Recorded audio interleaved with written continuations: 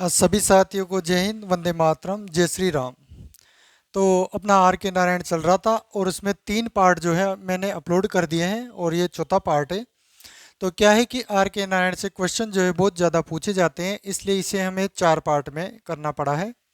और अगर जो एग्ज़ाम में अपना आर के नारायण से क्वेश्चन आता है तो इन चारों पार्ट में से कहीं वो बचकर नहीं जाएगा, इसकी पॉसिबिलिटी बहुत ही कम है। तो आज इस वीडियो को अपन आर के नारायण को फिनिश कर देंगे। आर के नारायण में अब अपना बचा है जैसे वेटिंग फॉर दी महात्मा। तो वेटिंग फॉर दी महात्मा की जो स्टोरी है यह है श्री राम की, और उसके अपोजिट इसमें होती है, उसका नाम होता है लड़की का Bharati. And obviously as you know, Shri Ram falls in love with Bharati and he wants to marry her. He wants to make her his life partner. वो उसे अपना जीवन साथी बनाना चाहता है। तो इसके लिए वो प्रयास करता है। तो उसे पता लगता है कि भाई जो भारती होती है वो जो महात्मा गांधी के द्वारा जो क्विट इंडिया मूवमेंट चलाया जा रहा था उस समय, तो उसमें वो इन्वॉल्व थी। तो वो क्या करता है कि in order to get his love he also joins the freedom struggle of India and he joins quit India movement. Bharat छोड़ो आंदोलन को वो ज्वाइन कर लेता है। और इसमें कई सारी इंसिडेंट्स होती है। एक जगह वो उलझ जाता है, उसे अरेस्ट कर लिया जाता है और जेल में लॉस वो हो जाता है। लेकिन जेल से छूट कर आने के बाद जो है उसका जो सपना है वो पूरा होता है। And ultimately he finds his love and he manage to get married to Bharati. बस यही इसकी स्टोरी है। और इसमें कई कॉमिक इंसिडेंट्स भी होता है, लेकिन अपने लिए इतना जानना जरूरी है कि इसका जो मेन प्रोटेगनिस्ट है उसका नाम है श्री राम और उसके अपोजिट है भारती। और क्विट इंडिया मूवमेंट ये चलता है। और इसमें एक और चीज़ हमें देखने को मिलती है, जो आर के नारायण जी हैं इनका जो राइटिंग स्टाइल था वो बड़ा ही स्ट्रेंज था, बड़ा ही क्वियर स्टाइल था कि उन्होंने जो है महात्मा गांधी को भी इस नॉवल में एक कैरेक्टर के रूप में हमें प्रेजेंट किया है। बस यही चीज़ें इसमें जानने लायक है। इसके बाद इनका नॉवल आता है अ टाइगर फॉर मालगुडी। तो अ टाइगर फॉर मालगुडी जो है ये भी बड़ा ही अजीब स्टाइल है उनके लिखने की, कि इसमें जो स्टोरी का नरेटर होता है, यानी कि स्टोरी को जो हमें सुनाता है वो खुद एक टाइगर है, यानी कि एक एनिमल है। तो ऐसा बहुत ही कम हमें देखने को मिलता है कि जहाँ पर स्टोरी में जो है एक एनिमल नरेटर होता है, किसी स्टोरी का वर्णन करता खुद एक जानवर होता है। तो जब एक नरेटर, इसमें नरेटर जो है वो खुद एक टाइगर है, उसका नाम है राजा। तो फिर हमें इस स्टोरी में ये चांस मिलता है कि जो जानवरों की जो फीलिंग्स होती हैं, इमोशंस होते हैं, वो क्या सोचते हैं, उनकी लाइफ में किस तरह के पेन से, उनके सफरिंग से, क्या हैप्पीनेस है, उसे जानने का चांस हमें मिलता है। वो अपनी स्टोरी को बड़े ही कॉमिक स्टाइल में इसमें बताता है, जो कि आर के नारायण की व्यंग्य शैली है। उसी नेचुरल शैली में वो अपनी स्टोरी को नरेट करता है। सर्कस में वो पकड़ लिया जाता है, जंगल में एक साधु को भी वो मिल जाता है, उसके साथ रहने लगता है। अंत में जो है उसको कुछ ऐसा फील होता है कि लाइफ में कुछ नहीं रखा है, हमें तो रिलीजियस और स्पिरिचुअल लाइफ ही जीनी चाहिए। तो इस तरह का इसमें होता है। तो ये देखिए मैंने लिख दिया है पहले से ही, ताकि आपका जो समय है वो वेस्ट नहीं होगा। Waiting for the Mahatma, protagonist Shri Ram, other character में भारती है, फ्रीडम फाइटर है वो। Shri Ram falls in love with Bharati, Bharati के प्रेम में होता है। Wants to make her his life partner, so he joins the freedom struggle, इसलिए वो फ्रीडम स्ट्रगल को ज्वाइन करता है और उसे जेल में जाना पड़ता है। और अंत में जो है वो उससे शादी करने में सक्सेस हो जाता है।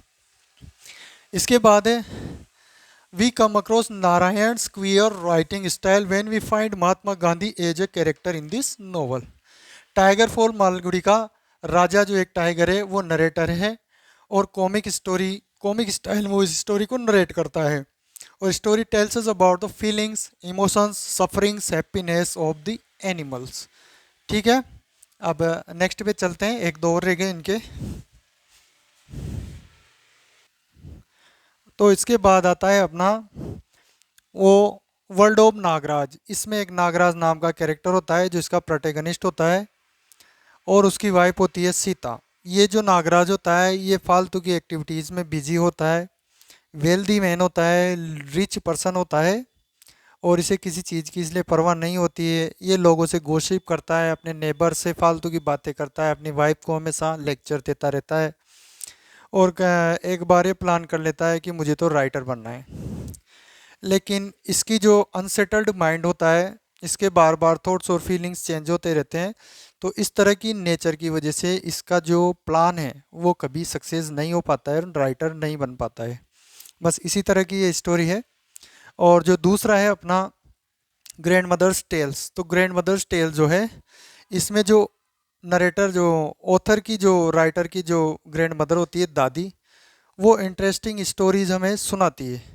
और ये जो स्टोरीज हमें सुनाती है, तो वो जो पुराना अपना भारत था, ओल्ड इंडिया जो था, उस समय के कस्टम्स, ट्रेडिशंस, फीलिंग्स, उस समय मैरिजें कैसी होती थी, उस समय लोग अपना टाइम पास कैसे करते थे, और उस समय के जो बच्चे हैं वो कैसे अपना टाइम पास करते थे, खेलते थे। जैसे आज तो मॉडर्न इंडिया काफ़ी चेंज हो गया है, बच्चे हमेशा मोबाइल में लगे रहते हैं, कोई बाहर खेलने नहीं जाते हैं। और लोग भी आपस में जो है मोबाइल से इतना ज़्यादा कनेक्ट हो चुके हैं कि वो मतलब दूसरों से आपस में बातचीत करने के लिए समय नहीं निकालते हैं। लेकिन इस स्टोरी में हम देखते हैं कि गांव के लोग आपस में इकट्ठा होते हैं शाम के समय, जब वो काम से फ्री होते हैं, तो सब के सब एक चबूतरे पर या मंदिर पर आकर बैठते हैं और एक दूसरे के सुख दुख की बातें करते हैं।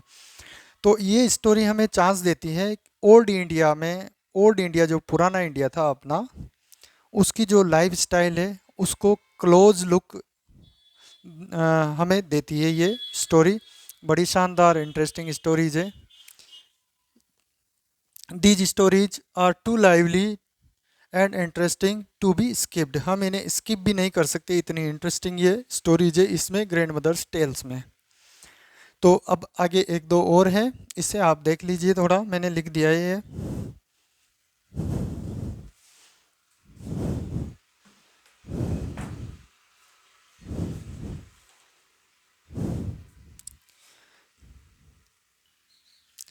तो अब आता है अपना, इसमें रह गई एन एस्ट्रोलॉजर्स डे। ये क्या है?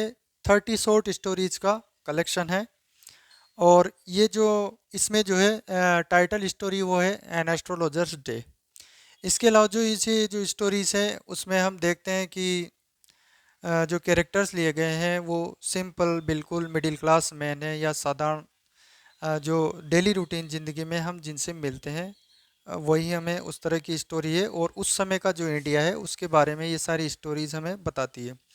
और हमेशा हमने देखा है कि आर के Narayan always talks about the middle class man, and he always talks about the simple person, and about the characters from every walk of Indian life, every aspects of Indian life। और हर तरह का जो पहले का जो जीवन था लोगों का, उससे हम जो है उनकी स्टोरीज में, नॉवेल्स में रूबरू होते हैं। यही उनकी जो है सबसे बड़ी खासियत थी स्टोरी लिखने की। एक क्वेश्चन पूछा जाता है, पूछा जा सकता है कि जो आर के नारायण के जो ज़्यादातर थीम है और कैरेक्टर्स है वो कैसे हैं। तो आर के नारायण के जो ज़्यादातर कैरेक्टर्स हैं वो सिंपल जो है मिडिल क्लास पर्सन है, कोई विलेजर है, कोई इसमें शॉपकीपर है, कोई जैसे कोई गार्ड है, चौकीदार है, कोई टीचर है, कोई बेगर है, कोई मर्चेंट है। इस तरह के कैरेक्टर से हमारा जो है उसमें सामना होता है उनकी स्टोरीज और नॉवेल्स में, सभी में हमने यही देखा है।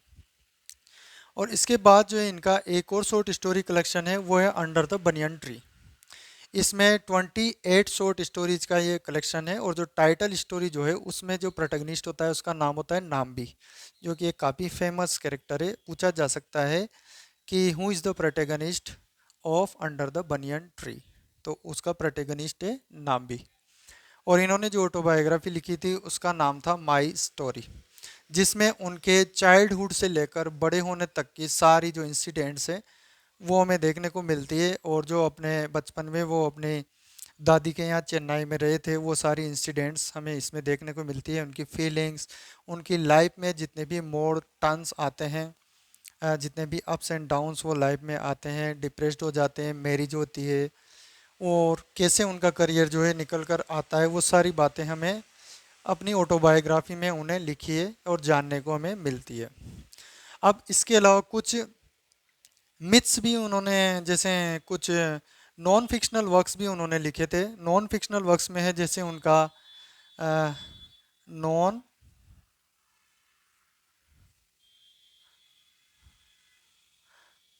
Fictional works. तो इसमें उनका है कि जैसे रामायण उन्होंने लिखी थी, और ये इनका जो वर्जन था वो एक तमिल पोइट था काम्बन, उसके जो नरेशन पे ये बेस्ड थी,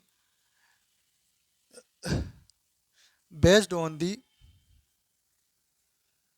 version of Kamban, a Tamil poet.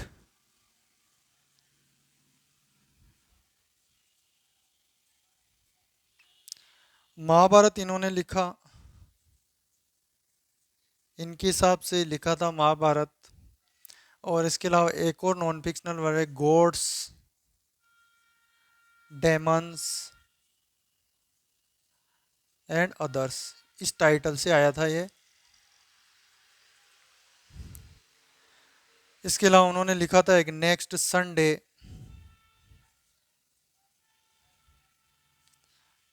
A collection of assess.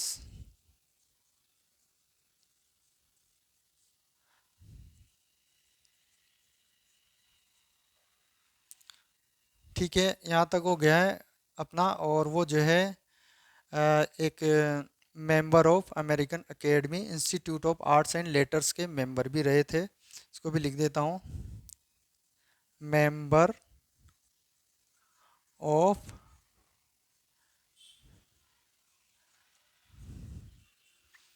American academy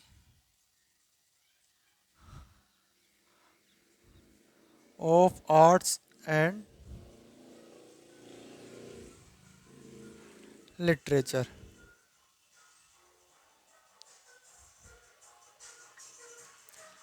तो ये देख सकते हो आप एक बार इसे। तो यहाँ पर जो है आज अपना ये आर के नारायण जो है ये चैप्टर पूरा फिनिश हो गया है। और मुझे नहीं लगता कि इतना जो अपन ने चार जो वीडियोस इस पे अपलोड किए उसमें से कोई भी क्वेश्चन बच के जाने की कोई पॉसिबिलिटी नहीं है। इस वीडियो को यहीं फिनिश करते हैं। Thanks you all, and thank you so much to all of my brothers and sisters for watching this video. And in the next video, we will talk about Taru Dutt.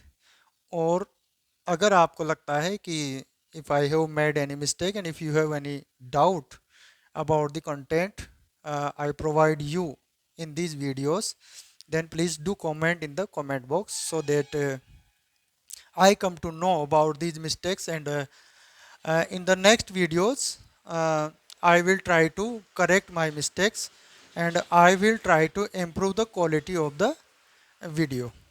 बहुत बहुत धन्यवाद। जय हिंद।